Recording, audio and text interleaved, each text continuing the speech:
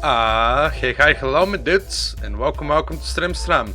Today, we're playing a game that's gonna get me probably at least 2 community guideline strikes, but I'm gonna play it regardless. Welcome to the Miskatonic, a Lovecraftian, chilling visual novel sort of a game. And as you can see by some of the art on the main menu already, yeah, this should be fun. But yeah, we'll see. Oh, hello, Alexis and Tree. Haven't seen you two in a while. Hi, hello. So, the Miskatonic is actually like a real thing. It's not just the name of the game. This has to do with the Great Old Ones and sort of like a parallel universe created, I think, not by, but because of H.P. Lovecraft, where in like the 60s or 70s they discovered the Great Old Ones, and this is a school for human Old One hybrids. So it's kind of like a high school dating game to an extent, but with fucked up creatures. So it's right up my alley, you know? Alright, new game. Let's play. Enough babbling. Also, is YouTube going to like... Okay, apparently not. Marry Peanut Butter? Okay. Bonjour, wee childrens. My name is Mary Peanut Butter, head of occult science at the Miskatonic University. Oh, it's not a high school, it's a university, my bad. Ours is the most prestigious institution of dark magic, the occult, and all the strange ghoulies that live in your peripheral vision. Good. I'm here today to tell you a story about a little girl that ruined everything. Okay. But ruining everything gives you the opportunities to make everything better. Oh, oui. I imagine she's French. What's that? You ask why I have a giant hand sticking out of my head? Oh, that is a hand. Oh, ew. Well, that is because I am French. It is a thing we have, so no funny business. We... You'll learn about the strange things people are afflicted with throughout the story. After this, you'll think my hand head is cute and adorable, as you should. Is Toshko in chat yet? Ghoulies is an incredibly cute way of saying something quite likely rather dark. Oh, yeah, no, absolutely. Why do French people? Yep, okay. Right, but first, let me describe to you the state of the world prior to the witch girl that ruined everything. Do not fret, you probably know this already. So this is what I was talking about. This is kind of like a little bit of a backstory as to what the Miskatonic actually is. So, you were aware of the giant aliens that we call gods and the cultists that worship them, no? Then let me tell you. Some worship Cthulhu, the giant man-octopus dragon thing. His cults teach eternal patience, waiting for Cthulhu to come back to them so he can destroy the world. Rude! Some worship Yog-Sothoth. I think I actually know him. The outer dimensional god of knowledge. These smarty brains try to build portals to let him come here, but that would destroy the world too. Not so smarty. Dude, she's so quirky. I like her. Most humans, like our witch girl, worship Shub-Niggurath, known as the All-Mother.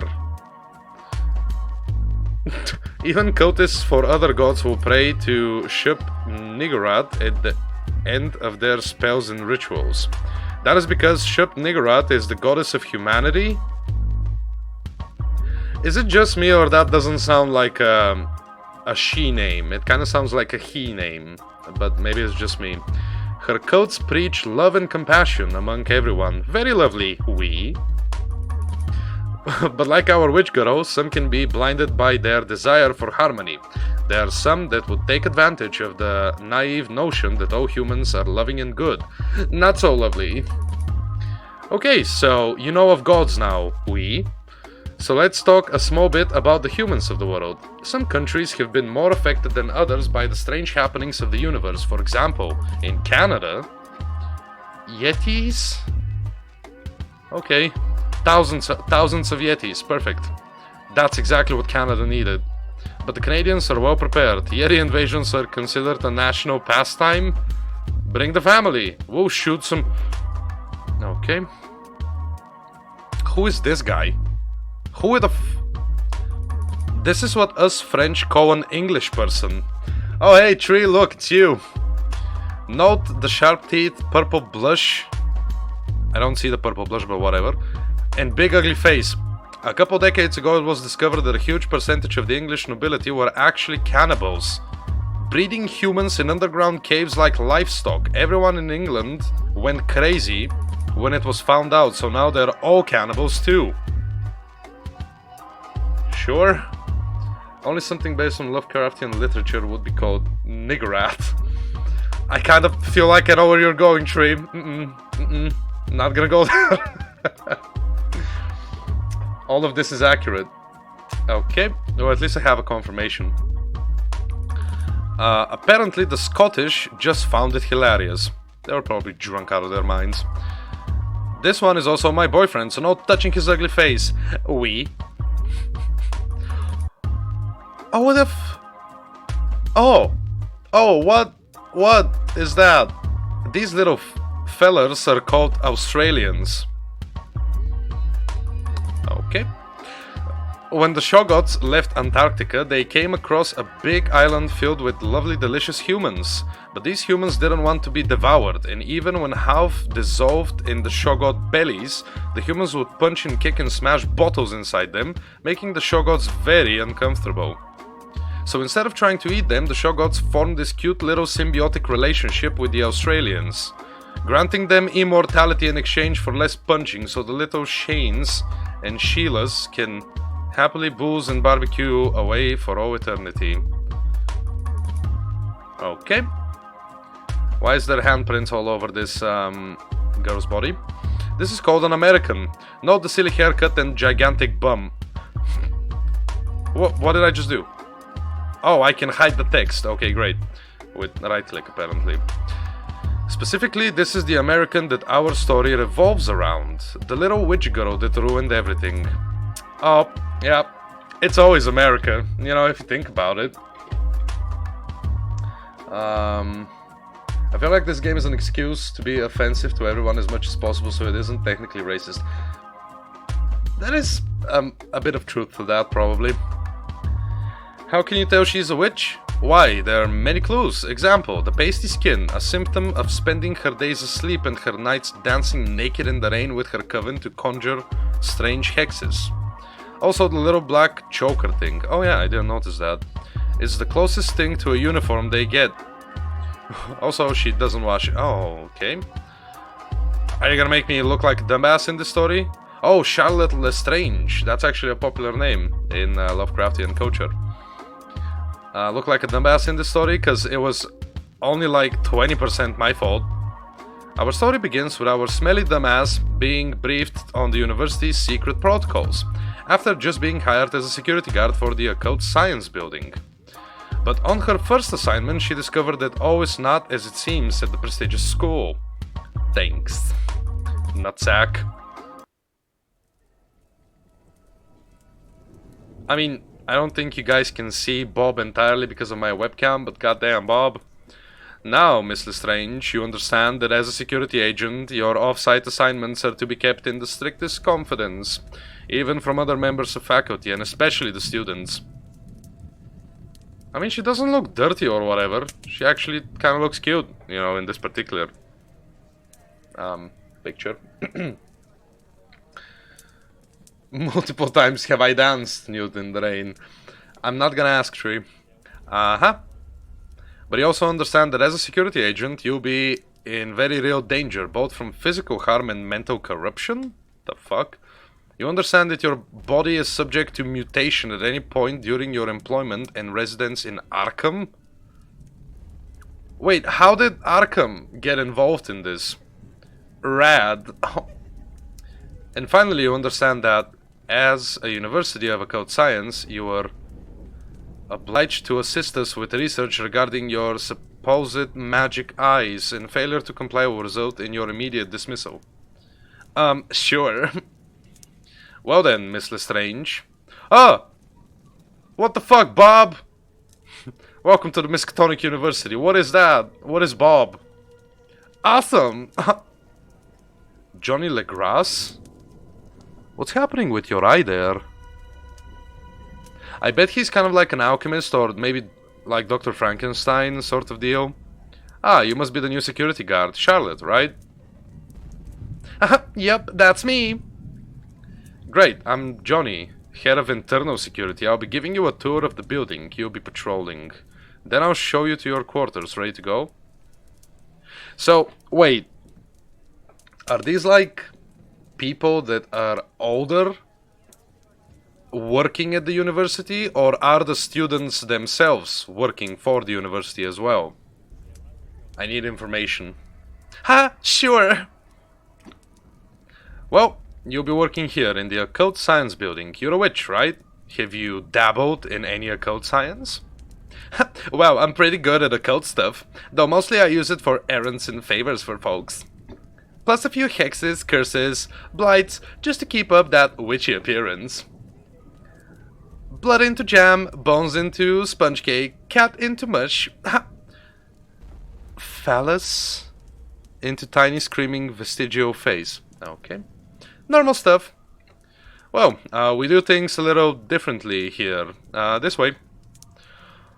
Oh, what is that? Okay. Awesome!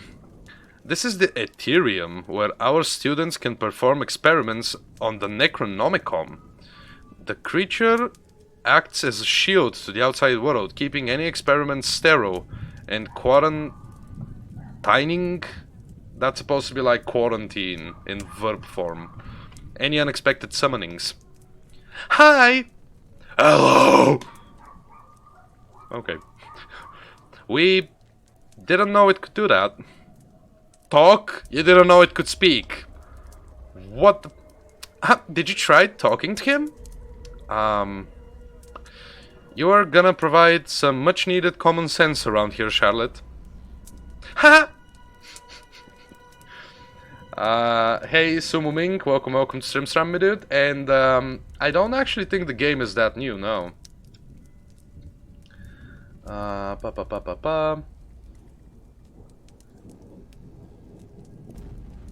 This building also houses the Corporeum, a surgical theater where our students can perform vivisections and autopsies on otherworldly creatures. That actually sounds kind of amazing.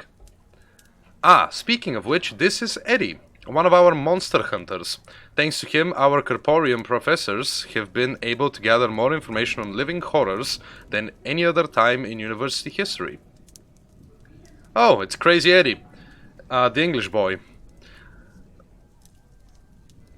Nah, I'm not gonna go for like a voice or even an accent because I know I'm gonna fuck it up halfway through. The trick is to figure out where its face is and then commence repeated punching. Okay, who's the new girl? This is Charlotte Lestrange, a witch from the Chesuncook Coven. She'll be working security for this building. Hi! Looking after us rascals, eh? Well, just give me a clip around the back of the head if you see me slacking off and I'll get back to work. Hey, big stuff? Ha! I have been known to whip some ass with my big muscles. Okay. Oh my god, Casually is here as well. Jesus Christ, so many, like, of the originals coming back to stream. Hi, hello. I don't think that's how education works.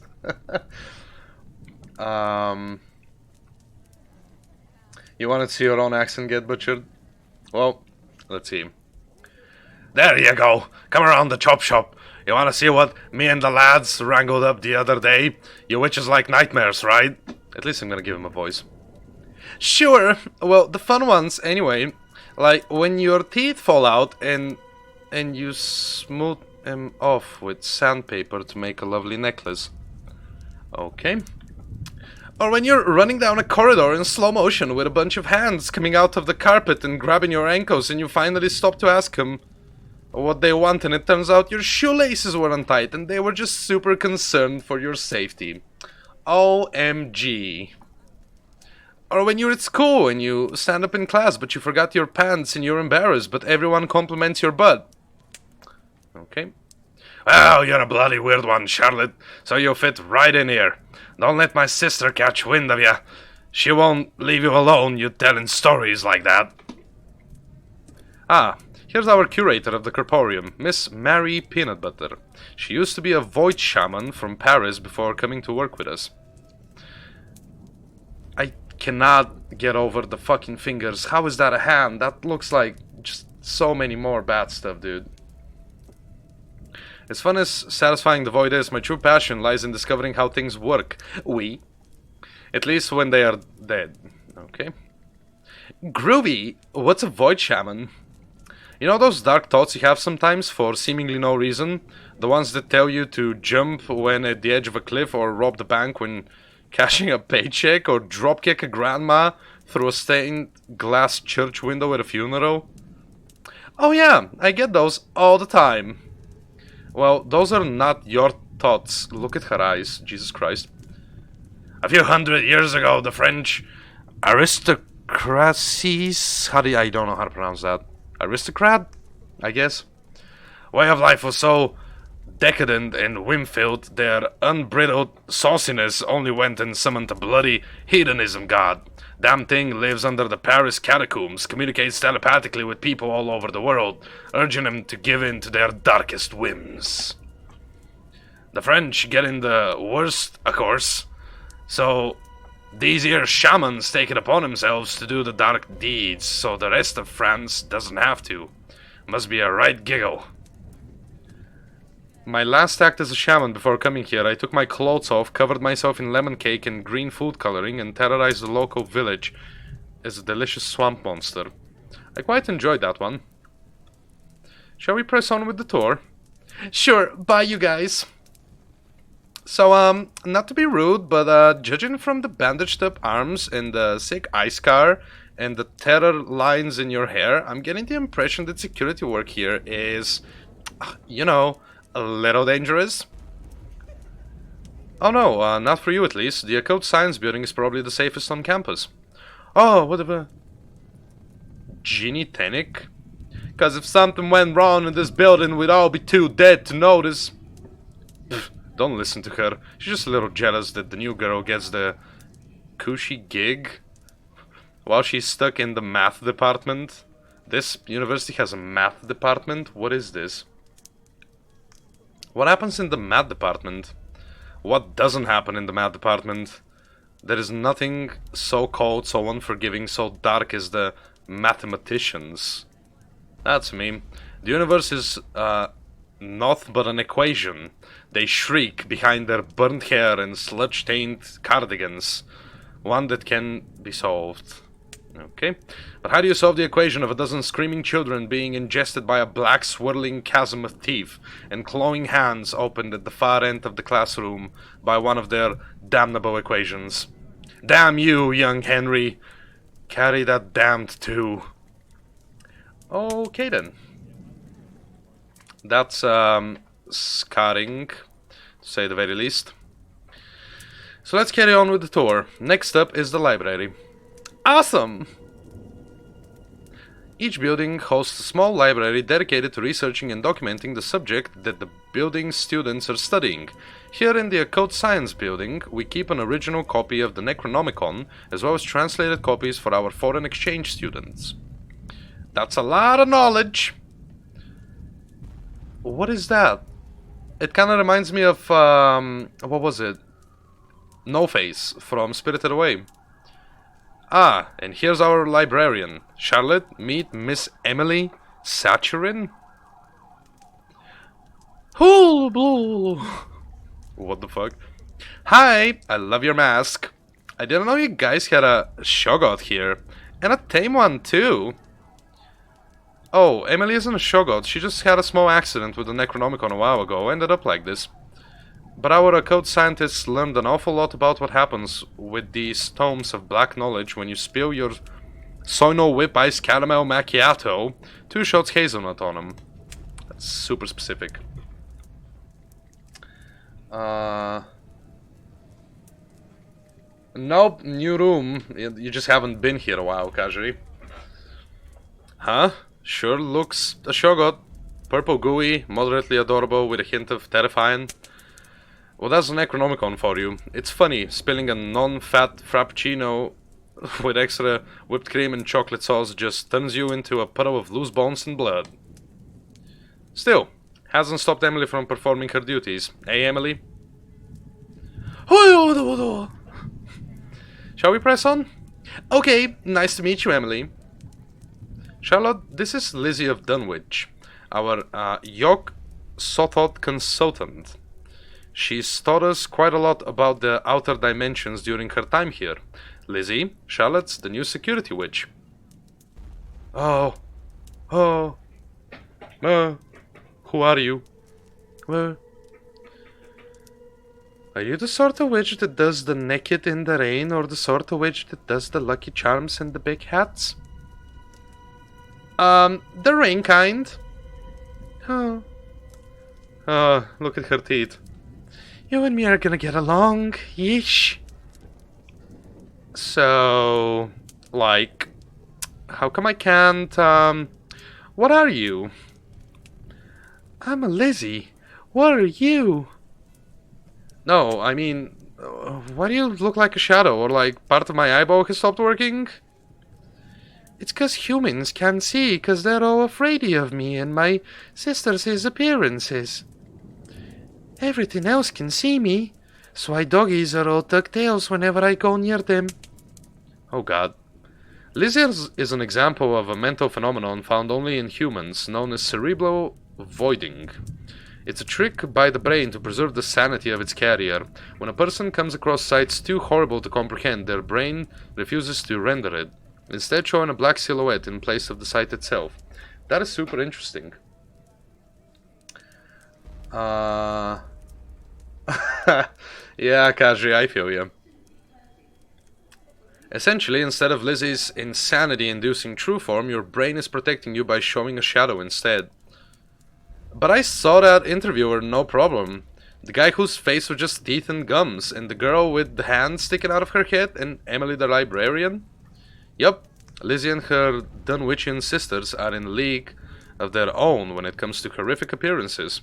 We sent a lot of students to the asylum trying to figure her out. Oh, that is awesome! Yeesh. Here's our head of catering, Mrs. Roth, or Mrs. Roth. She can cook anything with 3 or more legs. Yum! Hi! Oh, she actually looks normal. I'm super impressed. Oh, look at your witches, skin and bones. Just let one of my little gremlins know what fills your tum and I'll whip it right up. Ah, okay, what is that? Nutty Annie? What's the humanitarian dish for today? Dave from accounting, my dearest. Oh, pork sandwiches. Lummy lummy lum. We employ a small staff of cannibals from England. Eddie in the Corporium and Annie being 2 of them. They only eat fresh accidental deaths. With the family's consent, Jesus Christ. Usually. Oh, I get it. Humanitarian. That's funny. Well, once you're done with Johnny's little tour, let me know and I'll make you breakfast. Oh, how are you doing that? You're making her into breakfast? Let me have the arse portion. We'll make steak and kidney pie. A big ol' witch rump. You ain't eating no rump steak, Annie. Your little horde's got poor old Dave. Oh, come on! At least let me have your ugly feet, eh? Nice and lean, covered in flavor and entirely useless. Look at them, all the way down there. When I'm done with them, I'm just gonna have the same voice for the 2 of them because they both look like that and kind of act like it as well. Even though she's, I guess, supposed to be British. Great. Let me get a little appetizer, eh? Little lick twin them toesies. Pre-brunch snacklet. How about it? Don't encourage her, dear. She'll be crawling all over me till your feet fall off. My bad. Speaking of cannibals. Mindy in the morning? Good morning, Miskatonic! It's your favorite morning announcer, Mindy in the morning. bringing you all the Miskatonic morning announcements as and when I see fit. It's currently 2:30 in the afternoon. So let's get started. Those of you students that have volunteered for the submerged necromantic mutation testing that has unfortunately been called off by Professor Baxter on the grounds that the school's swimming pool is now alive, lunch today will be turgid and depressing. And would the owner of a white child please report to the reception office? It is currently being told. What was that? That's Mindy, the morning announcer. Does she do that a lot? Perpetually. You seem pretty comfortable around this stuff, Charlotte. Oh, I grew up in Maine. Not as many mutated folks, but they make up for it with all the goofy supernatural happenings. It's got a little arm on its arm. What is this creature and why? Why is it? Alright, smoke break. Smoke break, lots of reading. Chasm. Hey Johnny, there's been looking for you. I don't know, I'm just gonna do that kind of a voice. Thanks, Chasm. Come on, Charlotte. I gotta make a quick stop off. What happened to her? Oh, that's Chasm, one of our portal diver team. They usually work out of Dunwich, coming back to write reports on their expeditions. When they come back, of course. So, let me make a quick stop and I'll show you to your room. Haha!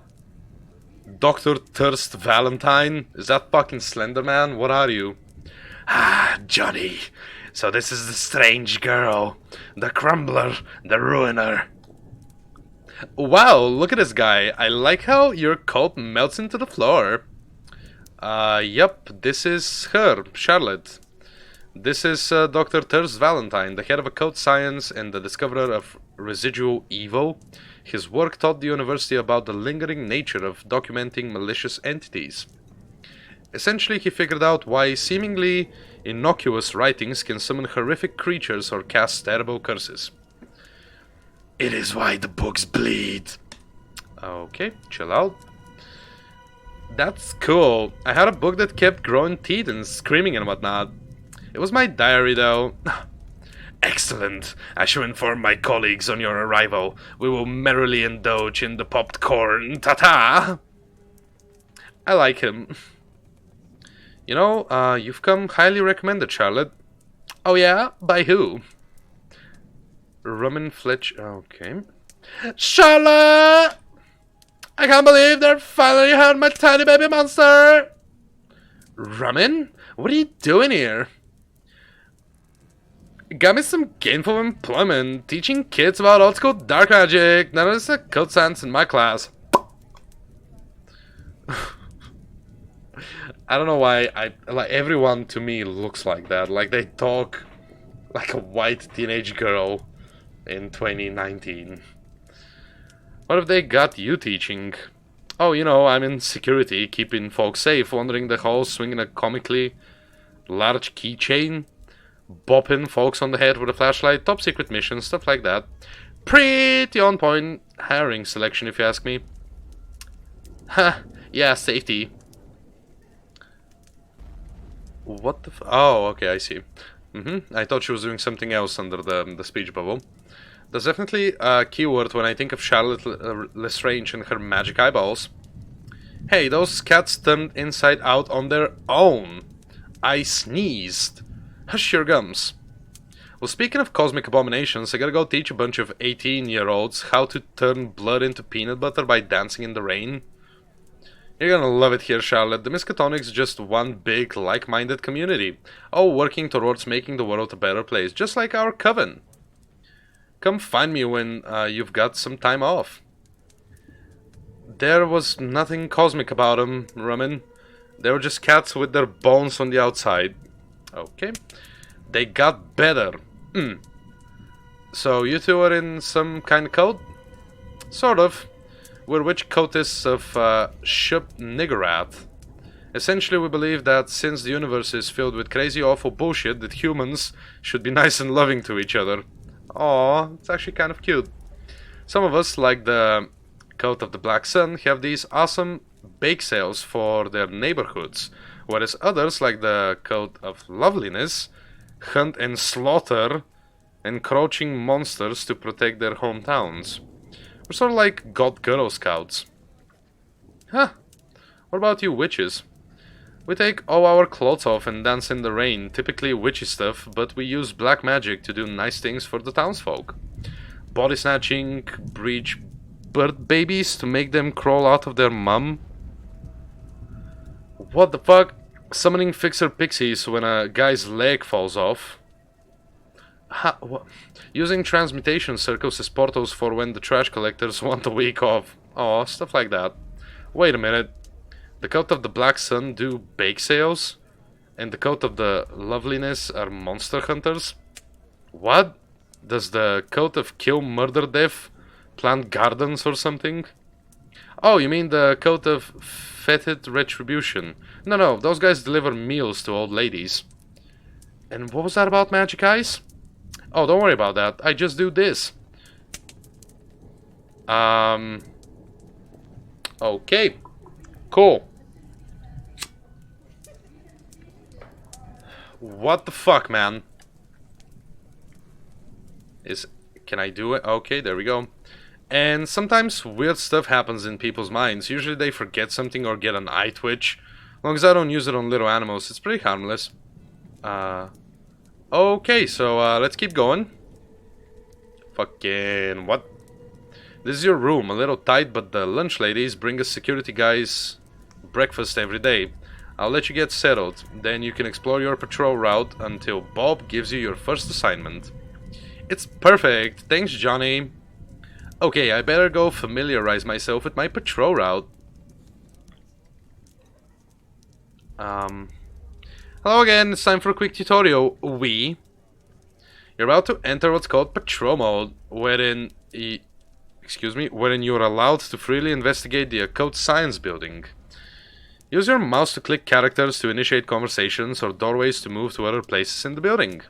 Charlotte's patrol will always start here, outside her room. And if you want to save the game, hit the little cog in the bottom right of the screen. Give it a try. And don't forget to visit me at the Corporium. I don't see a cog. Staff dormitories. All of these people have something, dude. Is that a cog? Oh yeah, that's the cog. Save game. Did I save properly? I think I did. Alright. Oh, it's Nutty Annie. Hello, Spooky. How's your feet? Why the fascination with my feet, Annie? Surely the juiciest stuff for cannibals is like the brain or whatever. Oh, no. Can't eat brains, my lovely. Eating brains gives you the shiggles. Shiggles? What's the shiggles? Shit and giggles. An English disease. Makes you shiver and laugh uncontrollably while you lose control of your body. Then you die. Had a friend who had it back home. Significantly less hilarious than it sounds. That sucks, man. Yep, and now I'm all inconsolable, and the only way to cheer me up is to give me a bite of your giant bum. Damn it, Annie, you almost had me feeling like you weren't a complete ass. I won't need a complete ass, just half a cheek at most. Ugh. Okay, that was pretty clever. I'm here all week. Okay, cool, thanks. Who are you? Nico Day? You're the new security girl, right? I'm Nico Day, archivist of the Occult Science Building. Feel free to tell me your deepest and darkest. Okay, I left school when I was 9 to become a witch and quietly hope that schools don't teach people anything important past that. Interesting, and they do, by the way, quite a bit. Oh. Well, shit. Don't listen to him. If you can count and spell, everything else is optional. Roger Cavendish, Chief Medical Officer. And what does that tell you?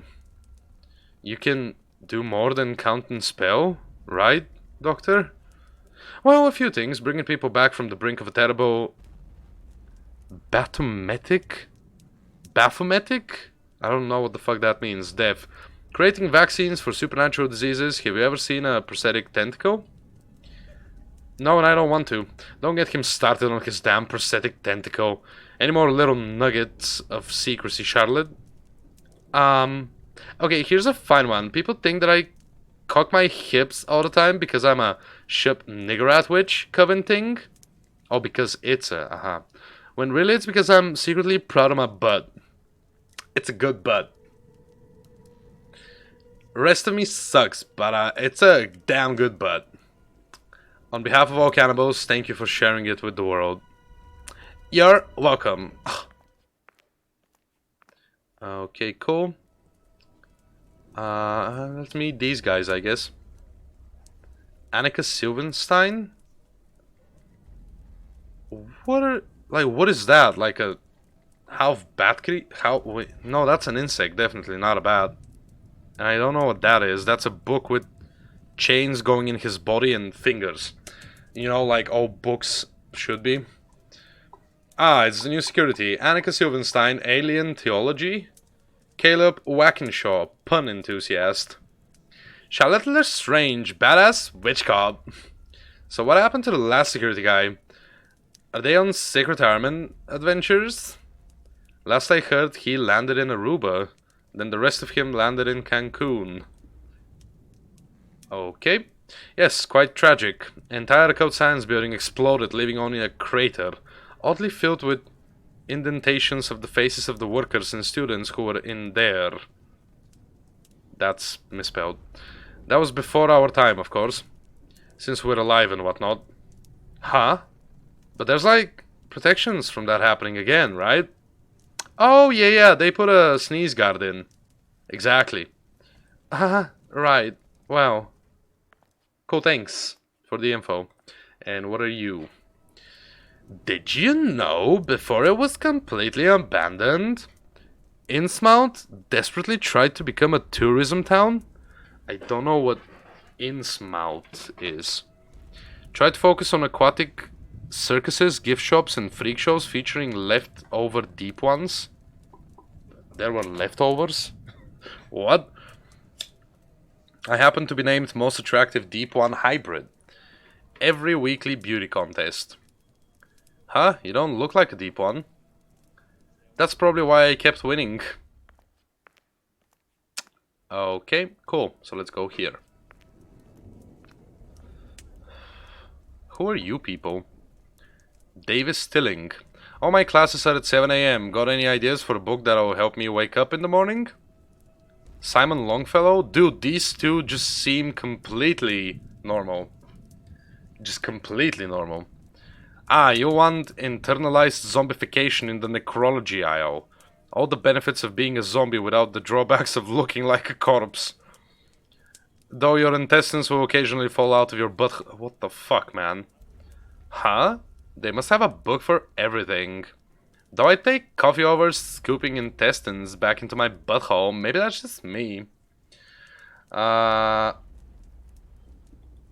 Okay, hi, welcome to Streamstram, Mr. Bread.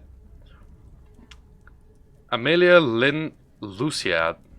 Oh, she's got eye stuff going as well. I wonder what that means, it's kinda curious. A fun trick of the black magic users of the old days was to write how-to spellbooks that simply by reading them would cast the curse that the reader was trying to learn on the reader themselves. Fiendish but funny according to them. No, it kinda sounds deadly.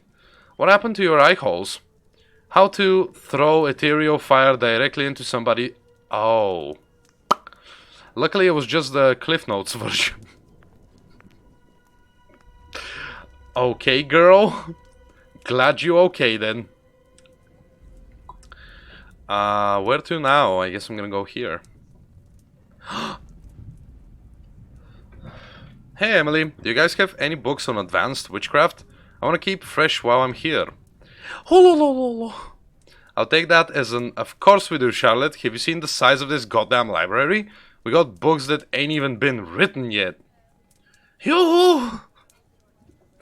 The Science of Rain Dancing by Professor Anna Undercarriage. It's an interesting, family name. Huh? Guess maybe I'll fit in here a little better than I thought. I've been doing science all this time. Much like electricity, the human body acts as a conductor of magical energy, intrinsic in the air of regions of high concentration. This effect is exacerbated with wet skin, leading to many witch cults, dancing naked in the rain in order to conjure spells effectively. Indeed, it seems paranormal encounters seem more frequent when it's raining, or in regions of the world where rain is frequent. The witch cults of Seattle in Scotland are considered incredibly powerful and fearsome, though this is simply due to their geographical advantage. Were they to be taken away from their home deluges, they would be simply as effective as their new weather permits them to be. Ha! Sick burn! Oh, goddammit again. Hello, Wobbly, what you reading? Nothing. Just some stuff about witches. You wouldn't get it. Nah, probably not. That stuff's too cool and magical for a dumb old cannibal like Annie. No place for an ugly old purple blood like poor old dumb old cannibal Annie. Poor dumb Annie. What the fuck? Dude? Well, hey, come on. I didn't mean it like that. Hey, next time it rains I could teach you a few tricks. How about it? Get you a pet frog, give it a couple extra eyes. What'd you say? That sounds fun, but can I make a suggestion? Sure, I guess. Rather than rain, can we dance around in buffalo sauce? Oh, goddammit, she wants to eat my ass again. It took me a while. I think I want a little zing when I bite your bum. Damn it, Annie! Why don't you go bug someone else? Because you're the only one that finds it funny. Shut the fuck up. Stop being adorable.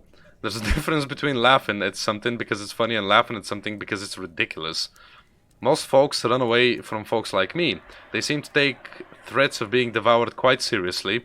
And there's nothing I'd like more than watching you run away, Charlotte. Aw, you beat me to it. Yeah, see you around, Annie. So cute. Oh, yeah, no, this game is the definition of lewds. No matter how you look at it.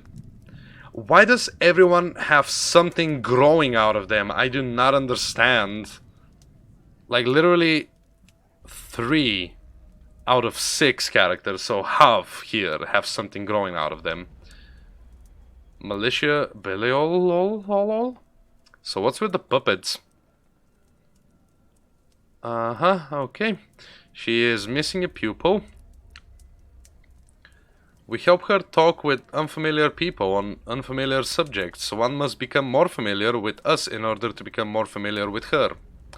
Oh, it's an adorable coping mechanism. That is cute. That is very cute. Spent a little too long in the psychology department, huh? I've heard researching all them dark psychiatrics can rub off on people. And you've spent a little too long in engineering to not know when someone's pulling your leg.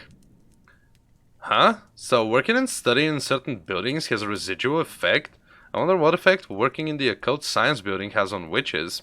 Hope I don't start taking a chalkboard to my coven's dance rituals. No one wants to know the angle of rotation on one of my sick freeballing pirouettes. Okay. Hey Lizzie, what you got there? Grilly cheese. That's the best human invention. Everyone says so. Everyone? Like everyone in the university? Everyone in this dimension. The Migo, the Yitians, the Starspawn, Canonians. When someone makes one for them, the homeworld elder thingies. That wasn't a sentence. Even Yok Sotot likes one now and again. Really? Not like the internal combustion engine? Not penicillin? The telephone? Light bulbs? Eyeglasses? Great big trains? Microscopes? Oh, nah, we don't need any of that. So, humanity, for all its achievements, all the love and loss, all the wars, all the technology and innovation, all the art and culture, everything we've done, and we're considered by the rest of the universe as those guys that make a mean grilled cheese. Fucking dab. Okay. Mm-hmm. Okay. I don't know how to feel about that. So, hey, why do so many people have tentacles coming out of their back? Thank you, that's what I've been asking. At least you have different sorts of tentacles. You remind me of someone. Who? Why do you look familiar? It's like I've seen you in another game. Ha! That's gonna bother me now. Avery Marr. Have you ever faced a baffle necrotic explosion head on? No, can't say that I have. Neither has anyone else. First rule of baffle necrotic explosions. Turn away from the baffle necrotic explosion. Well, I guess the first rule would be don't cause a goddamn baffle necrotic explosion, but people can't seem to help breaking that one. You can probably tell from the lack of extra limbs, but I have no idea what a baffle whatever actually is. It's the process of deliberately caving in an artificial portal through our dimension to stop extra-dimensional entities from getting out. What? It's a last resort, since usually there are teams of portal divers still inside, but hey, better than the end of the world, huh? Uh-huh. Yeah, I guess. Hey, maybe you guys should try transmutation circles. That's what us witches use when we need to summon creepy stuff. And none of my coven have any weirdo tentacles. All you need is chalk, a little blood, some candles, and a complete disregard for pants. Yes, yes, we've all been taught the witch method, but the scientific method reduces the element of randomness, increases the size and duration of portals to allow for human entry, and best of all, you get to keep your clothes on. So, science is magic plus underwear, huh?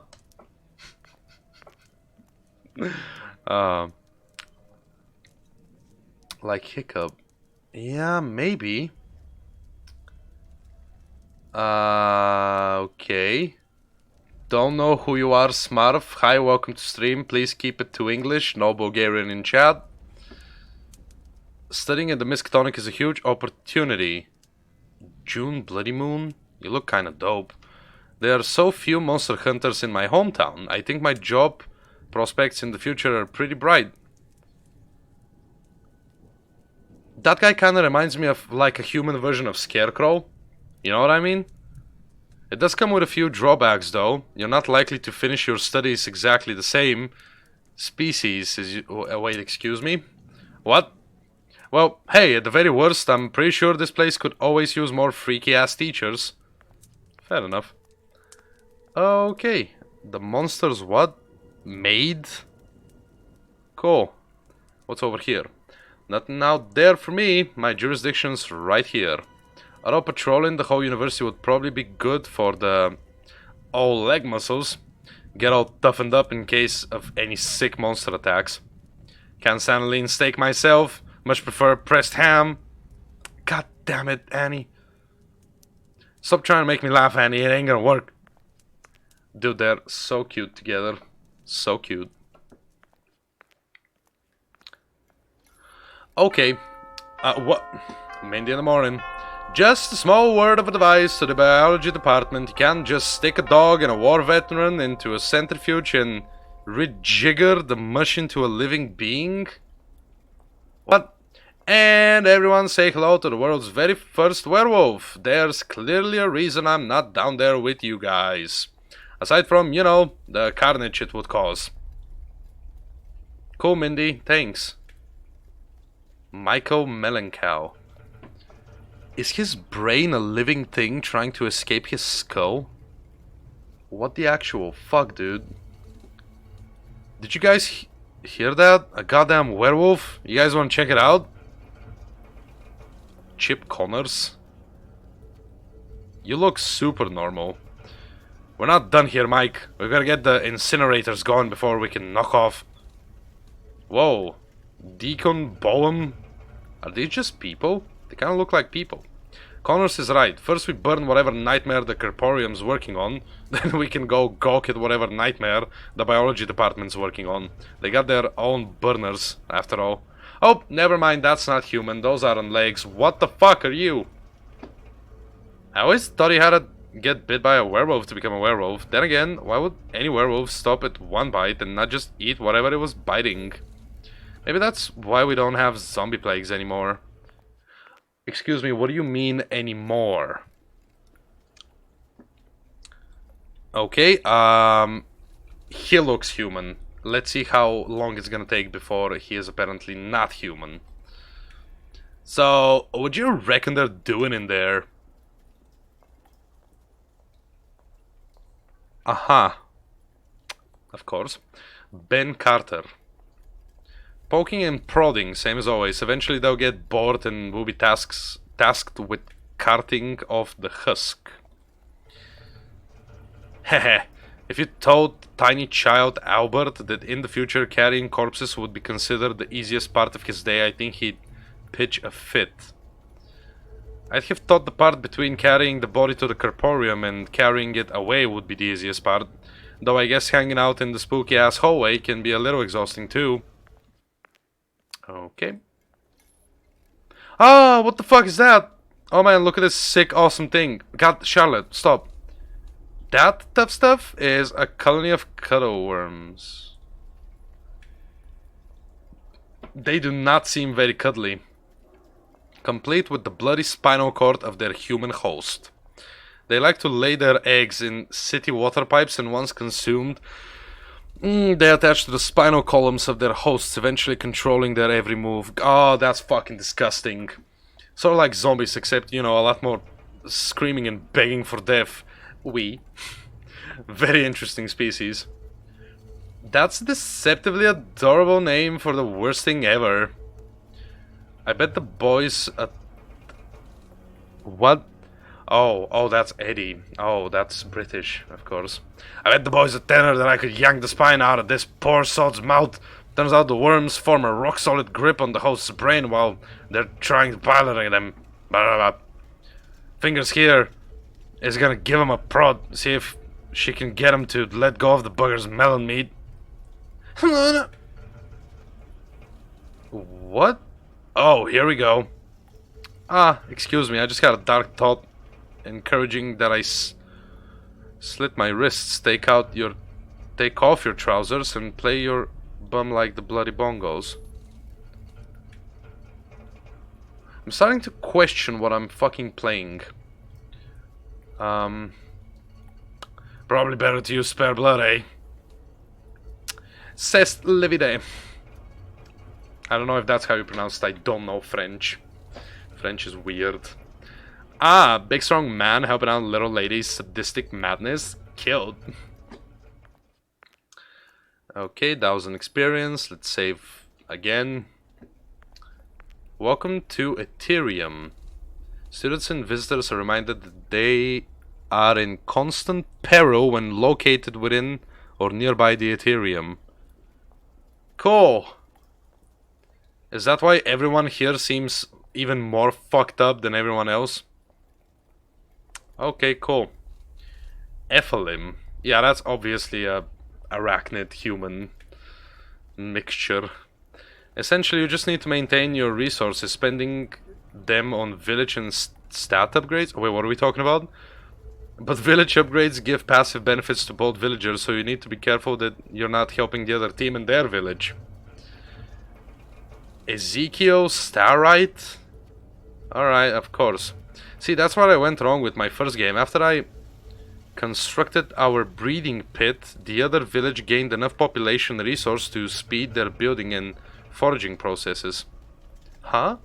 What the shit are they talking about? I bet it's like a game, even though they're probably playing with actual people. I don't know. Clash of Clans? Wait, really? Were those Clash of Clans like terminology or whatever? Nix Felhard. Yo, I feel like I should know what this is. That symbol looks super familiar. Huh. So after you've drawn from the encounter deck, if what you draw is a monster, pick from the monster deck. Then you can choose to fight or flee. If you fight, compare your players. What is happening? Player cards ferocity stat with the monsters and add a d6 to both stats to determine whether you win or lose. If you want to flee, it's the same process with the liquidity stat. Once you've returned to the village board, you can add your successful foraging tokens to the village's stockpile. Whatever team successfully builds their village first wins, or whatever team's village runs out of food, materials, or population resources loses. What is this? Also, hi Toshia, welcome to StreamStram. I know you're gonna enjoy the artwork in this game quite a bit, if you know what I mean. Yeah, I don't know. I don't think Clash of Clans has like a monster deck or a D6. This is probably like Dungeons and Dragons or something similar to that, maybe. Magnus Carlson, what is happening with your face, man? Jeez. Oh, those are the small little tongues. Okay, moving on. And do I have to go by my in-game name too? Couldn't hurt. They must be talking about some sort of board game. Never played one before. Not many places to put the board when you're off dancing in the woods with nothing but a smile on. And nowhere to keep the pieces. You can always shove them up your bum. I assume they're gonna be talking about a game as well. Yo, this absolutely looks like Groot from Guardians of the Galaxy. Tell me that's not Groot. Farina York. What's unique about our planet is that all the plants and animals share a universal language, or a sort of collective consciousness, guiding things like migratory patterns, blooming seasons, what is predator and what is prey, things like that. It also acts as a conduit of the emotions of organic life. A flower is plucked, the garden screams, a cow is slaughtered, the whole herd weeps. Humans seem to have lost this ability over the last 100,000 years, and those few that can hear it go mad with the knowledge of it. Just so you know, the planet is very upset with you humans. Dude, this guy looks straight up like a character from Bleach. Guess I better go apologize to my bagel. Oh man, I hope that ain't true. As a witch cultist of a love goddess, I should probably be spreading the love to everything, not just humans. And I've eaten a whole lot of burgers. Oh no. But girl, that's why you have such a luscious butt. Hello again, how's it going? Can't complain. Jessica Morgan? I genuinely don't know what half of these creatures are.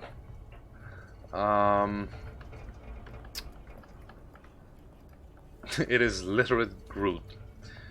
Oh yeah, no, absolutely, because he can't speak. Yeah, Toshi, you can't lie to me, Toshi.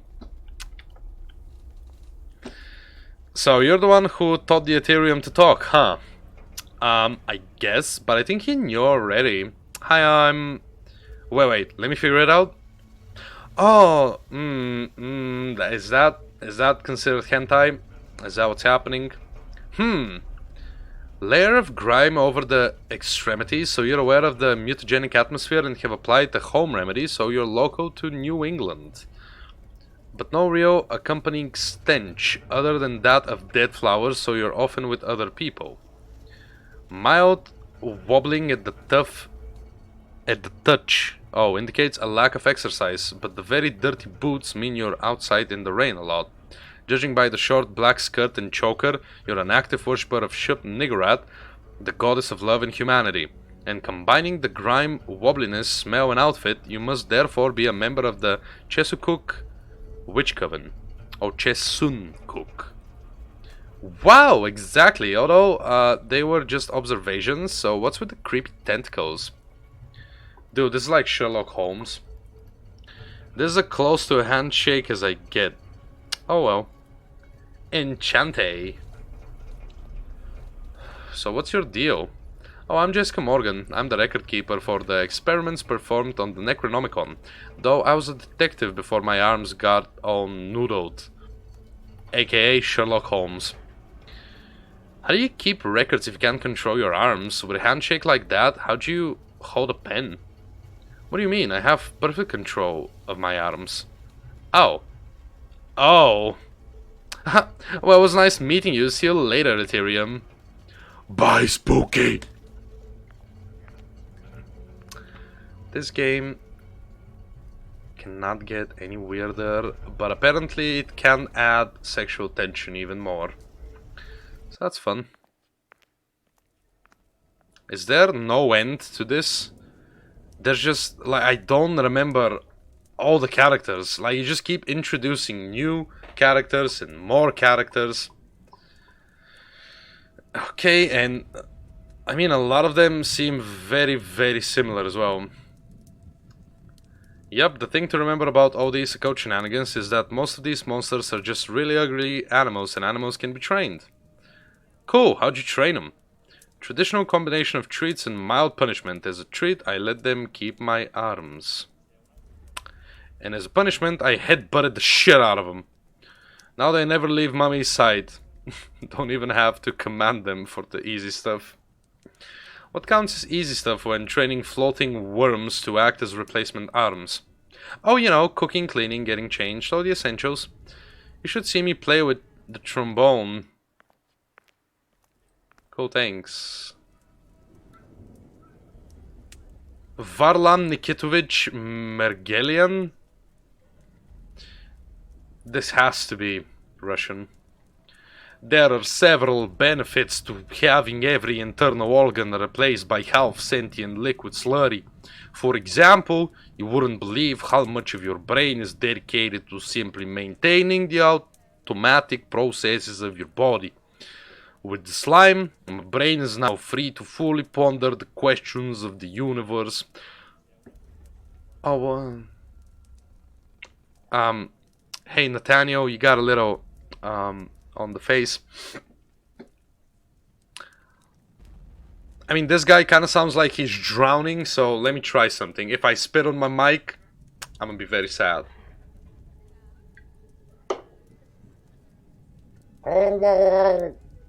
Yeah, it's not gonna work.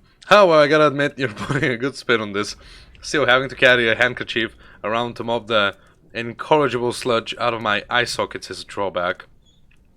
Forget hygiene, you're at the Miskatonic. If you're only trailing black slime, you're practically cleaning the place up. Nothing gets an occult scientist down, I guess. Though, wouldn't his brain also be replaced by the goo? Cool, thanks for the super information. So what's with the folks changing their names for that board game people were talking about? I don't want to know where those are coming out of. It's to make the consequences of the game seem more real. A lot of people need an escape from work or their studies, and the game's a good way to do that. This is kind of reminding me, I don't know why, but for some reason it reminds me of Riverdale's, what was it? Gargoyles and Griffins and Gargoyles, G&G, which is basically D&D. Huh? You think I could play with you guys when I've got some time off or whatever? Depends. What's your in-game name gonna be? Thrust Powerful. Badass Barbarian saving sick wenches or whatever. Nope. Bye. Better than everyone else's dumbass names. Whatever, who'd wanna play a game where Thrust Powerful the Badass Barbarian sounds non-canon anyway? See you, Alexis. Oh shit, it's Bob. Good afternoon, Charlotte. Are you ready for your first assignment?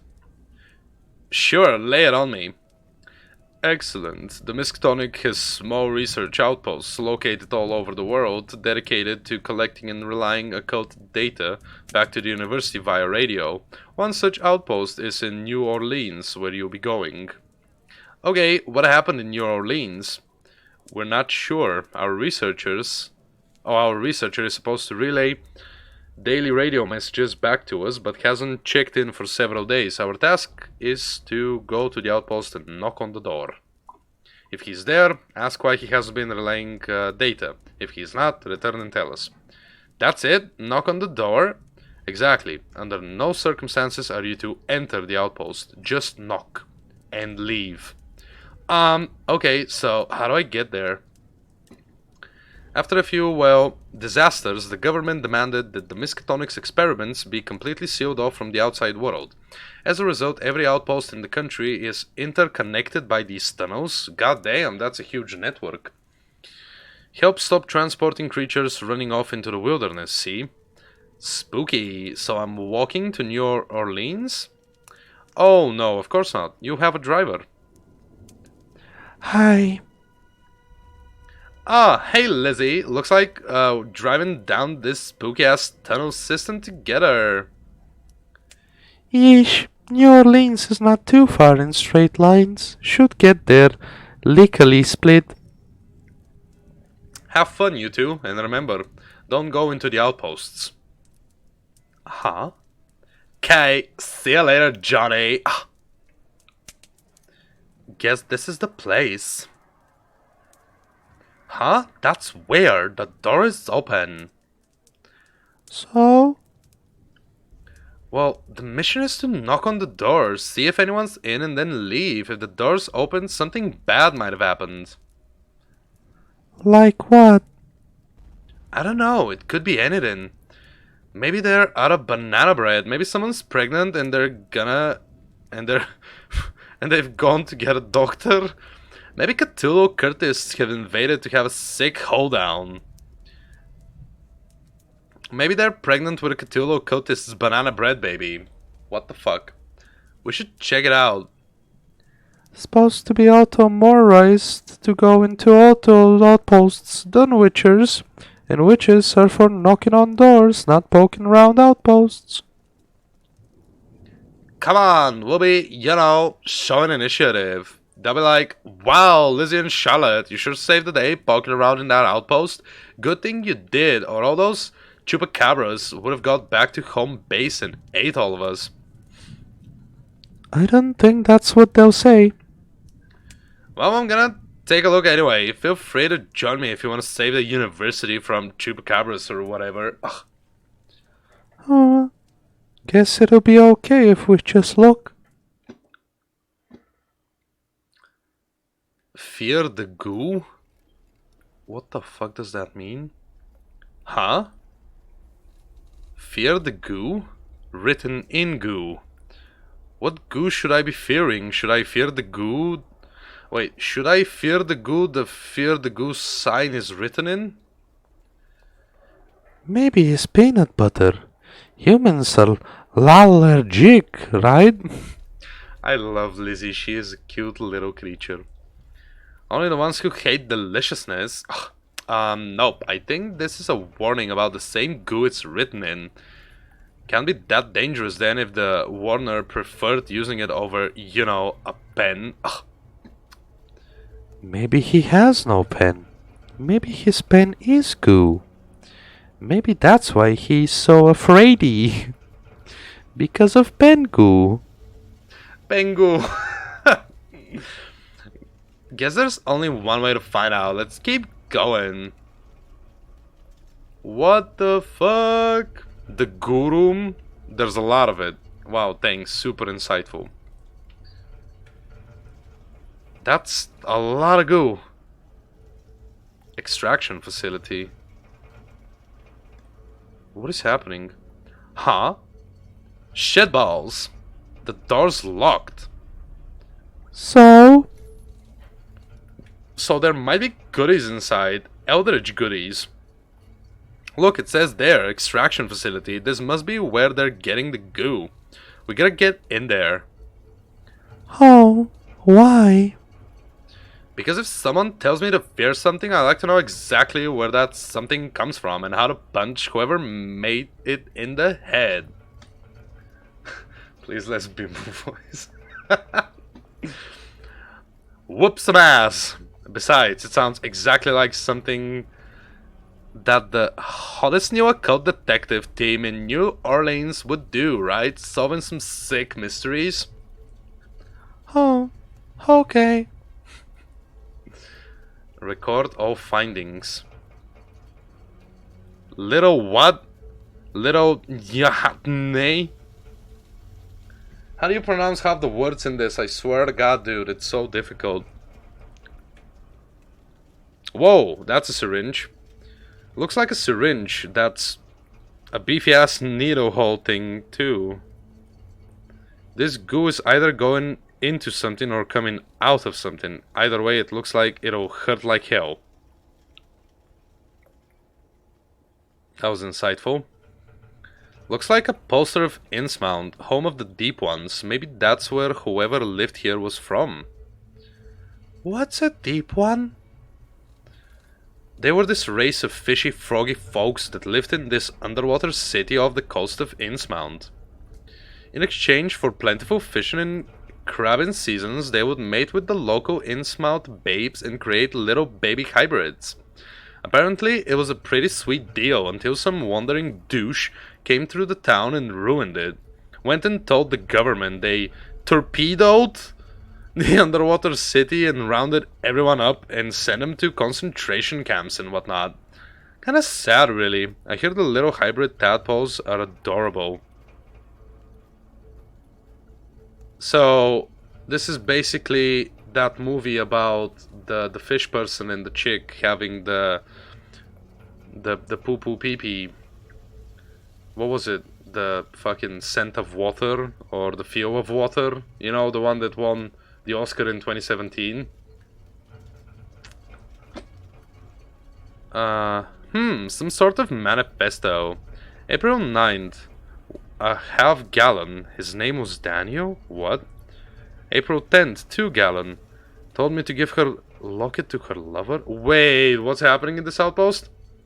April 11th, 1 gallon. He was still alive. What have I done? And then it stops. Huh? So they weren't just recording, they were also experimenting. Interesting. Oh, wait, no, I didn't do this, but... Nah, I didn't want to see the spoilers. Spoilers. Stop it. God damn it. No, fucking... Go back. I just saved the game, actually, so I'm just gonna load it. Fucking badoink. Got him. Okay, so... Here we go again. Huh? Looks like a diary. Each night, my darling wife, hidden deep in the black room of an Orleansian brothel, prays to her goddess ship Niggurath, keeping the faith, groovy, that we might find a new home, that I might find work much less dreadful. She is becoming too large to convincingly lie that she is carrying a human child, so we must gather our pennies and leave soon. Huh? There's a little photo. Oh, that's kind of fucked up. I don't know. Shape of Water. That was the name of the movie, not Sense. Shape of Water. Aw. Look at her. So pretty. So full of tadpoles. Disgusting. And she's kind of handsome. Oh, and he's kind of handsome in that, you know, amphibious way. Aw. Why is that aw? Why is that not ew? All the storybooks say that there's no purer love than that between a girl and a frog.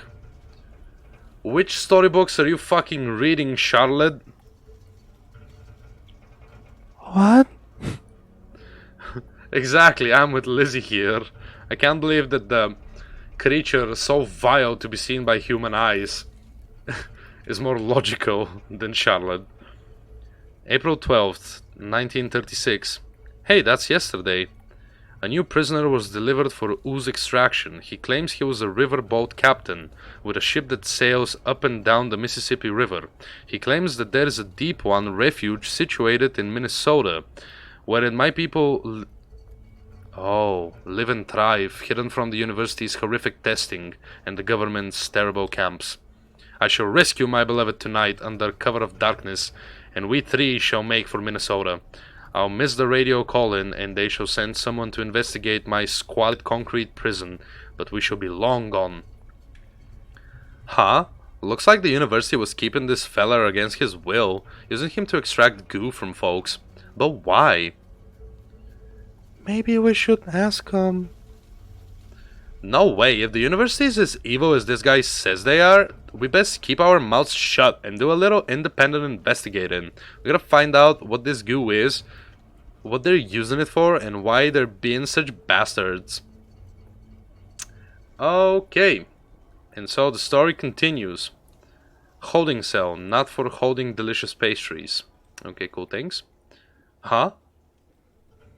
Fucking shit on my dick. Another goddamn locked door. I'm so glad I gave her that voice. This is the best line I have read so far. You look angrier than you should be. Sorry, the concept of, privacy makes witches a little testy. Whatever, let's find ourselves some keys and F these locks up.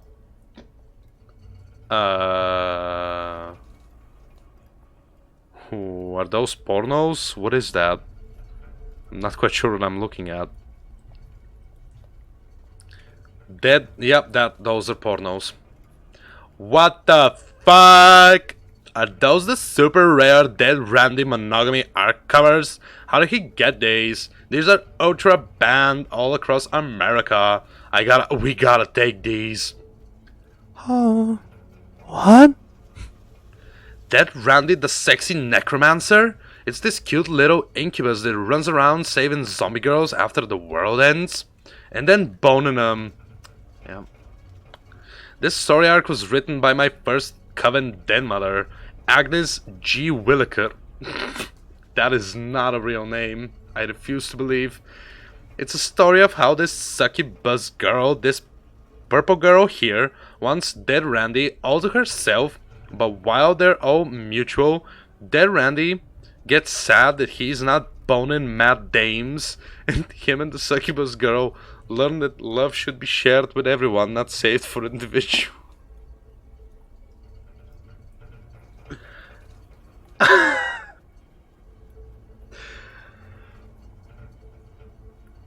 Okay, you know what? Give me a second, okay? This is cola, by the way. It's non-alcoholic, in case anybody is concerned. Okay, let me open up my ciggies and just give myself a second for that to sink in. Oh, the monetization. No, Toshi, I'm probably getting community guideline strikes after this. It is just too much, man. Too much. But it's fun nonetheless. Okay.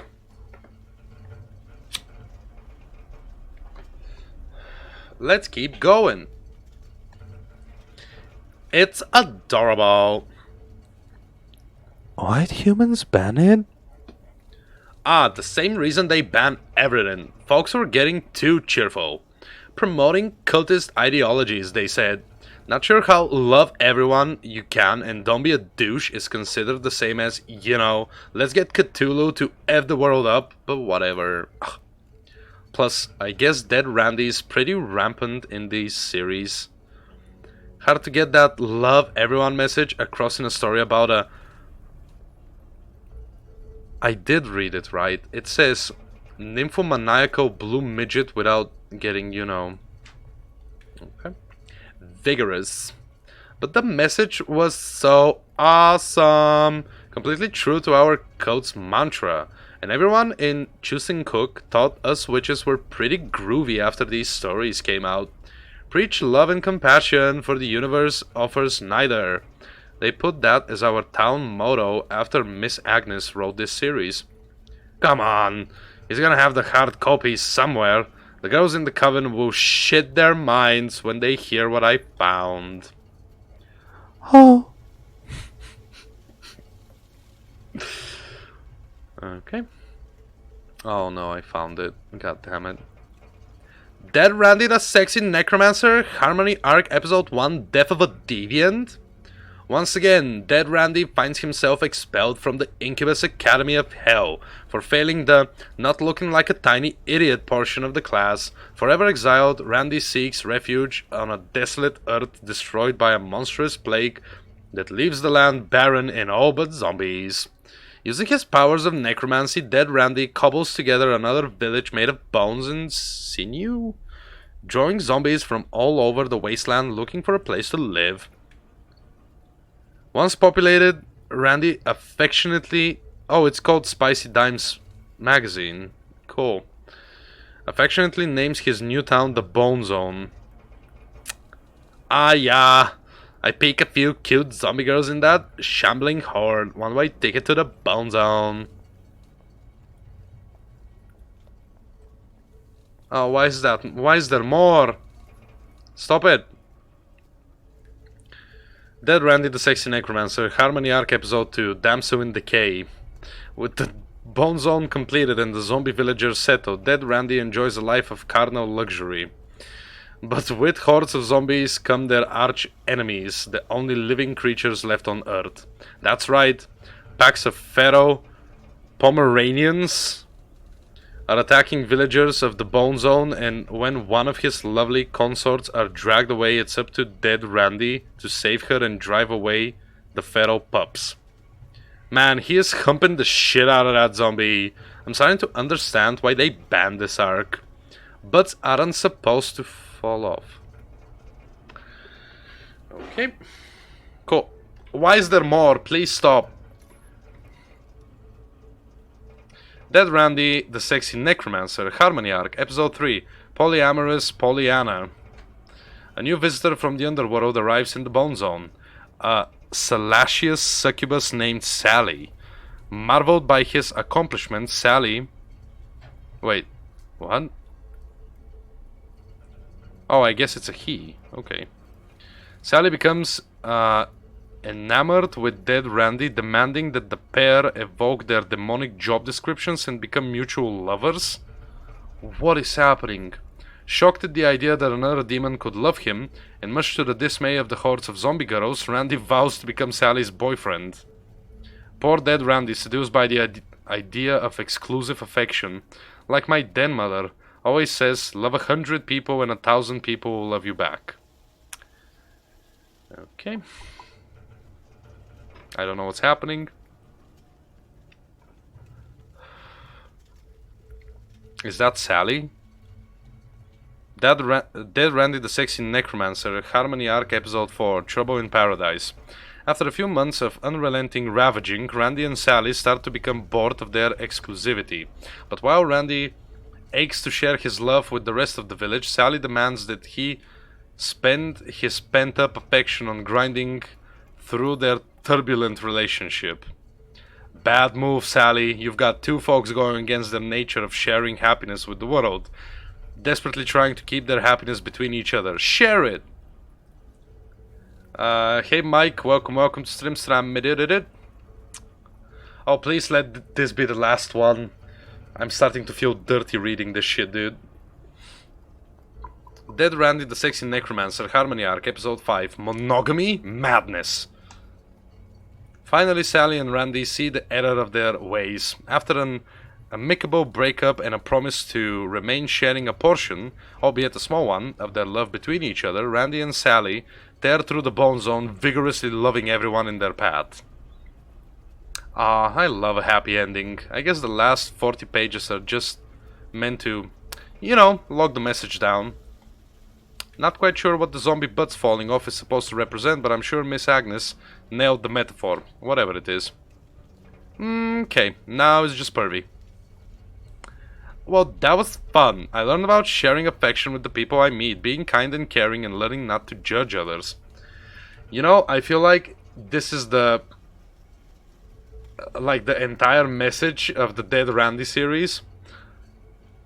And it's a good subliminal message, but I gotta get all the just horrible pornographic imagery out of my mind first. Well, and how about mad zombie dames? Let's carry on with the investigation. Finally. Designated sleeping area. Okay. A key. A key to the holding cell. Let's head back to that locked door and check it out.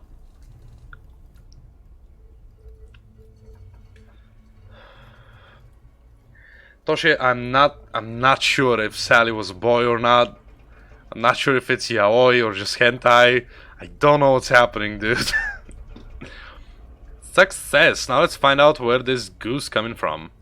Oh, good. It's a brain. Oh. What's that? It's a brain? A human one. With holes in it. Don't humans need their brains? Yeah, they do. There's gotta be an explanation for this. The university stealing brains to extract weird orange brain goo out of them? I mean, why? What's the point? This is probably why they didn't want us in here. Because of brain goo experiments. Yeah. We're gonna have to play it cool. Figure out who we can trust at the university and ask him some questions. Well, Roman's been there a while, and I know I can trust a fellow witch. And you can trust a fellow Lizzie. Dude, Lizzie, I wanna adopt Lizzie. She's like my child. Yeah, Mike, I used to play Minecraft, as you said, 6 years ago. Yes, I did. Exactly, that's like half the faculty right there. Besides, I'm sure there's a reasonable explanation for all this. We're just gotta be careful not to get fired for insubordination or treason or whatever. Ah, come on, partner. Let's go do us some sleuthing back at home base. Okay.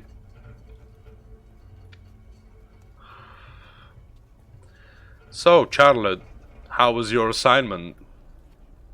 Well, I don't know why I said Charlotte. Good. It was good. Knocked on the door, waited around outside for a while, no response, came back home. And you didn't go inside the post? Inside? Oh, no, I didn't go inside. Was told not to, so I didn't. Just knocked on the door and left. Ha, inside. You crazy. Right. Well, we'll send a team to investigate and search for our missing researcher. Thank you, Charlotte. We had no intention of sending you on an assignment so early. So, what do I do now? You return to your quarters and get some rest. Tomorrow you start patrolling the occult science building. Right. Well, talk to you later, Bob. Looks like we're in the clear, Liz. Are we still being detectives? Damn right, we're gonna get to the bottom of this, but for now, let's get some sleep and start investigating tomorrow. Okay, see you tomorrow, Charlotte. I'ma go pray to Yog-Sothoth. See ya, Lizzie. What's happening? Is this really what the world looks like? There's like chunks missing and chunks added. So little witch girl had discovered that the university had been harvesting goo from kidnapped prisoners. But what was this strange goo, and why would the university be doing something so dastardly? Oh, and just so you know, I had no idea what they were planning. I was just that cute French girl that was vivisecting creepy monsters for the sake of education. Oui. So don't go accusing all of the university for being all dastardly. Some of us were as dumb as the little witch girl. Why do you keep calling me little witch girl? I'm exactly the same size as you. Why does she look so different here? Our story resumes with our little witch girl quietly investigating the strange orange goo, while keeping up appearances as security guard of the occult science building. But what the little witch girl did not know is that her loyalties were being tested at every turn. I'm 22. I'm a grown-ass woman. Voluptuous, almost. Good morning, Miskatonic. It's me, Mindy, in the morning with the Miskatonic morning announcements. What is this morning you speak of? It sounds awful. First off, thanks to our dedicated and highly trained fodder, the Corporium is now host to a hefty portion of Cthulhu flesh, and all at a record cost of only 7 fatalities. Okay. Man, I'm getting fat. On to international news. The Miskatonic University's Canadian branch is suffering a Yeti infestation, brought about by their recent "How many Yetis can we get?" series of experiments. I can't tell if that means the experiments were a success or a failure. Is there a human resource department in this building? Only I'm wondering if the best way to start a workday is by blaring news about a fucking Yeti apocalypse into my head. No, I think this game might be rated PG-18, yeah. Yeah, Mike, thanks for liking my Minecraft videos, I appreciate it. Call me crazy. Okay, loading screen. Oh, hey Lizzie, how's it going? Oh, what you doing? Grime Bat. Keeps all that New England atmosphere off. Wait, what? So you don't get any extra bits and bobs sticking out of here and there like the folks here. Secret witchy trick. Wanna try some? What's in it? Oh, lavender, rose petals, sandalwood, ambergris, some guy's blood, mushed worms, horse placenta, powdered dog, a small assortment of rocks, bacon grease, squirrel, and peppermint for that tingly flesh feeling. Horse placenta? Like my dead mother used to say, ain't nothing gets through horse placenta. She drank a lot. Oh. They sent a team to New Orleans to investigate what we found, so we're on errand duty today. I think someone needs your help in the library. Okay, when my grime seeps in a bit, I'll go see what they want. Thanks, Lizzie. Oh, Annie, I thought Mrs. Broad did breakfasts? She's off catering some dopey executive brunch for the higher-ups, so I'm delivering today. Here's yours. Huh? Who is it? I don't know if it had a name, seeing as it's a bacon sandwich. I could ask if you want. What? Wait, really? It's like human food? No, it's a pig. No, I mean... Never mind, thanks, Annie.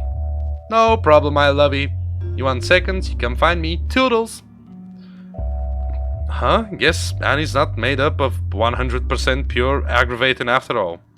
How about that? Well, apparently I'm needed in the library. Better get over there. Okay, I think that's it. Hey guys, you want to see me? Ah, witch girl.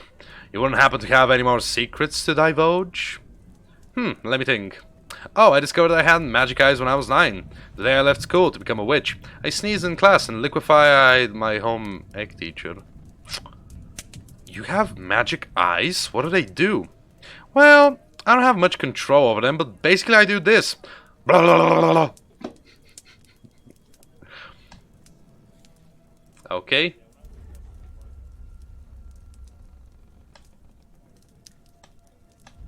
Okay. You can stop now. Thank you. And stuff happens. Usually it's harmless, making people think strange things or their limbs a little numb, makes tiny doggos do backflips or babies say their first words. But you know, occasionally it makes stuff turn inside out.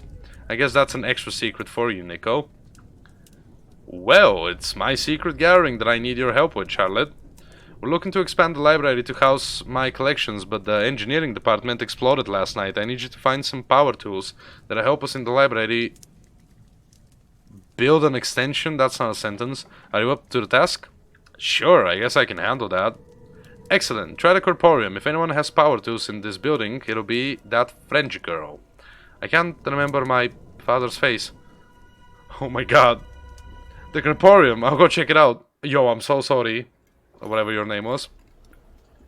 Oh, hey guys, have you seen any engineers? We're trying to renovate the library. We still have engineers? I thought they all exploded with that dopey machine they've been trying to build for Yag knows how long. Nope, there's still a few wandering around campus. Withered as broken-hearted parsnips, the lot of them. Gonna have filled their shrapnel quota by now. I saw a student, no word of a lie, his entire head cut in half. Oh shit, really? Yup. But he was always a little two-faced. Ha, ha ha. Two-faced. I've heard the engineers use the Ethereum to sort completed prototypes, Charlotte. Chances are they've got what you're looking for. Thanks guys, I'll go check it out. Okay. Sup, woman? How's the science? Vicious and unrelenting. Radical. Hey Jess, I'm told there's some sort of engineering project one of the guys left here. Do you think the library guys could borrow it? Huh? Oh yeah. Blah. It's over there. Blah. Did you find it? Some big ugly... What the fuck? What is this thing? It's like half car engine, half steak, half steel purse. Is this for fighting ultra vampires or something? The reasons you don't teach here just pile on top of each other. I have a rock solid lady boner right now. I gotta have one in black to show the coven. They'll lose their shit. Take it then. We were gonna use it to shut the Ethereum up, but that ain't happening. I thought witches were into herbs and eyeballs and cauldrons and stuff. Why are you rock solid over that monstrosity? First and foremost, witches like awesome stuff. Eyeballs are awesome. Cauldrons are awesome. Secret midnight dance-offs are awesome. And the lady boner is awesome. You are a colossal lunatic. Thanks, Jess. I'll see you later. Toodles. Okay, and now I just go here. Hey guys, I got a thing. Ah, spooky girl. Oh wait, that's a Russian. Ah, spooky girl. With the engineers taking ill, we've decided to use the shredded remnants of their department to store Nico's archives. Just until the engineers, start existing again. Yep, we won't need to renovate the library until they restart their technical course, which requires students with arms and or legs. Does that mean I get to keep the thing? Help yourself. What are you gonna do with it? I don't know. I just wanna look at it. Okay. Well, good luck with that. Okay, job done. I'll go put this in my room, do a quick patrol, and start my private investigating. I mean, everyone here seems exactly the same. Like, literally nothing interesting. Yep, everything seems normal. Alright, let's do some investigating. I'm gonna talk to you. Why'd you leave the coven to work here, Raman? Well, what's the cult of Shub Nerat's motto? Preach harmony and compassion, for the universe offers neither? Exactly. I'm kind of stuck with this accent now. Help. I'm stuck with it. Try to make the world a better place, because it's incredibly shitty, and that's what these guys do, man. But rather than being nice and helpful to our neighbors, they're creating vaccines, technology, all that kind of stuff. The Miskatonic's on the frontier of occult science, and working here means you get to be a part of a collective of history makers. Trust me, Charlotte, they'll remember us when these guys cure cancer, or polio, or tentaclitis. Well, that makes sense to me. What about you? Why'd you decide to work here? Same reason I became a witch. I really like all this creepy bullshit. Ramen seems to think these guys are on the level, and if I go blabbing about what I saw in New Orleans, I could lose my job. Maybe it was just a handful of nutty folks performing weirdo experiments outside of the university's eyesight. But then again, it was a whole facility dedicated to it, with a tunnel leading there and warning signs and stuff all over the walls. No way this was a legit operation. I'm gonna find out who's at the top. And I feel like I'm supposed to talk with absolutely everyone to do that. So, God help me. Okay. Who can I talk to? It's gonna be someone from the occult science department who's responsible for extracting brain goo from people. Let's keep my snooping here for now.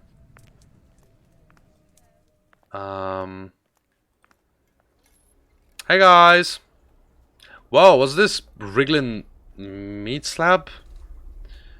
That's right there, a piece of Cthulhu's skin charming, ain't it? Grody. But I thought Cthulhu was like some huge alien god. How'd you guys get such a huge chunklet of him? Well, he might be a huge alien god, but he is still corporeal. Funny story. There's a lost underwater in the Pacific called that used to act as a prison of Cthulhu. Cultists spent a couple thousand years trying to get him out of there, but a few years ago, some Norwegian whaling crew accidentally let Cthulhu out of his cage. As Cthulhu chased their yacht, out of desperation, the crew decided to ram his face with their boat. This caused Cthulhu's head to explode into mushy goo, disabling him, but his head slowly started reforming the moment it exploded. Smart fella. then immediately told the Miskatonic, who now employs a fleet of icebreakers to continually drive through the mushy remains of his head, stopping him from reforming and destroying the world. Sounds like a fun gig. What are the Wigglies doing? They point towards the rest of their host, desperately trying to reform. Nowadays our supply ships use small pieces of Cthulhu flesh to point the way to... Awesome! Thanks for the biology lesson. Cool, that was super useful. Who the fuck can I talk to, man? Ah, Charlotte. Finished with your patrol? Yep, all quiet on the Eldritch front. Awesome, it's getting late and most of the staff tuck in early, so you can take the rest of the night off. Great! I guess I better go get on everybody else's body clocks. Then I'll be in my room if you need me. Well, I'm no closer to figuring out who's behind the brain goo, but there are a few folks acting suspicious. It might just be dark humor, a coping mechanism, but it sounds like some of these guys are fine with gruesome shit happening to innocent people. I mean, it's not like there isn't plenty of gruesome shit happening to innocent people out there already, but that doesn't excuse kidnapping people and collecting brain goo. First thing tomorrow, I'm gonna find out who it is. Good evening, ladies and gents. Mindy here, wishing you all a pleasant and fulfilling evening, pushing the boundaries of occult science with little regard for ethic or consequence. Oh, shub. Don't tell me she does this every night. And now, everyone's favorite part of the show, Mindy's Muse, giving you cheerful and uplifting stories from around the world. Uplifting in the sense that it reminds people that our precious little university isn't actually a bastion of liquid shit and human suffering compared to the rest of the world. At least not the worst one. Firstly, there's been reports of sightings in the rural Russian villages of a strange new supernatural species, described as bipedal humanoid constructs, roughly 15 feet tall with a skin made of a thin, clear glass. Strangely, these glass men appear to be stuffed with loose, random human organs, extremities, and entrails that all appear to be working correctly. Open hearts beat, unconnected intestines masticate, severed hands wriggle their little fingers. These creatures will wander silently into local villages, take a person's hand, and walk back to the forest. With people too petrified to protect, our local Miskatonic correspondent, Dave Chumley, ends his report form in the personal note section with, oh god, this is the freakiest shit, oh god, she just walked away with it, oh god, one of them has a fetus in its head, oh god, oh it's breathing, get me the fuck out of here. Hilarious. And if you think trained Miskatonic operators being frightened like tiny babies by walking lunchboxes is fun, reports from Paris state that the latest operation to clear the so-called void from the catacombs of Paris have ended in disaster. Oh yeah, that god the peanut butter girl worships. Shit's bizarre. The only survivor of the 14-man operation has said that the void once again crept into the minds of the agents, stating that the 3 that turned their shotguns on themselves turned out to be the lucky ones. He went on to describe the deaths of the other 10 men to our university liaison in what can be only described as a puppeted trance, including bashing their heads against catacomb walls, tearing their eyes out and filling the sockets with gunpowder, and simply chewing the flesh off each other's faces until, in a hollow voice, he told the liaison, "Don't come back." He then proceeded to swan dive out of the French headquarters' second-story building onto the concrete below. And from the other side of the world, there have been reports from New Zealand of a new supernatural insect infecting the populace. Right, the earwig thing. Heard those guys joking about it. I guess she's not gonna stop talking about creepy bullshit. Might as well try and sleep through it. The creature seems to carry no physically debilitating illnesses, but while pupating in the victim's ear will generate the muffled sounds of screaming and brutality, making victims believe that their neighbors are viciously attacking each other. Thousands of people have already been murdered in an attempt to save imaginary spouses from imaginary violence. Local Miskatonic correspondent Sasha the Basher Coombs had this to say: "Just kill her already, I just want to sleep." Oh, Sasha, silly bollocks. There is no her and Talk like that gets you a visit from the Miskatonic's in-house sensitivity trainer. She tried to sensitivity train me once, back when you were allowed to flirt at work. I had never done it before, but the cute lad from the literature department said he was uncomfortable when I sat opposite him with a bowl of spaghetti, stared at him and screamed, "This could be us!" before throwing my head down into the meal. Okay. That would have worked in England. Long story short, sensitivity training can suck my spaghetti. Man, I still feel the branding iron on my back.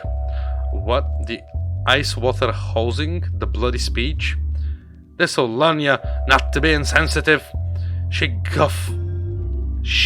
guffaws, whipping hot dried dog chains across my dangling broken body. Might as well call it a corpse, the damage on it. Still tastes blood at the thought of it. Though that might be someone else's. What the fuck did I just read? So anyway, that's why I'm convinced that giraffes are from another dimension. And that concludes Mindy's Muse. We went a little over the time slot, but that's okay. This has been Mindy in the Morning, signing off for the evening. Good morning, god damn it, Miskatonic, it's your athletic. I'm tired of reading angelic little ball of adorable Mindy in the Morning, bringing you all the morning announcements from across campus. 8 goddamn hours. Firstly, students of the creative writing teacher, Mr. I'm not even gonna try. Have a day off as Mr. Yep, yesterday accidentally wrote his name on blood-dipped parchment and subsequently opened a nexus to his cadaverous homeworld, swallowing the entire post office. The post office, of course, being rife with blood and parchment. Secondly, a reminder to students and faculty in the biology department that the revolvers held in the wall-mounted glass cases are for suicide purposes only. Don't try to be a hero when little Susie splashes herself with the rage violence. Let her do it herself, or let our security forces take care of it. What? The turnover rate is high enough already, and our woodworking teachers are complaining about the amount of coffin projects they have their students working on. The security team is there to die, so you don't have to. Ah, thanks, dick. Finally, our Argentinian outpost has delivered to us a genuine Shoggoth brain. Much to the delight of Dr. Thirst Valentine, the brain has been sent to the Corporium and testing will begin today. This has been your favorite morning radio host, Mindy in the Morning, with the Miskatonic morning announcements. Air. Fucking air. I cannot believe it. Okay, well, I think that's gonna be it for today's stream. This game, as awesome as it might be, kind of turned out to be not entirely what I expected, and there's barely been anyone else, there's barely been anyone on stream today as well. So yeah, I'm just gonna, close it for the day. It's almost been 2 hours. I've had enough. So yeah, thanks a lot for watching. If you haven't left a like yet, please do so, it does help. All the usual stuff is always down below in the description. Subscribe button, bell icon, join button, Twitter, Discord, all that good stuff. And yeah, don't get fingers growing out of your head, my dudes. And I'll see you all in the next one. Bye bye. And boop.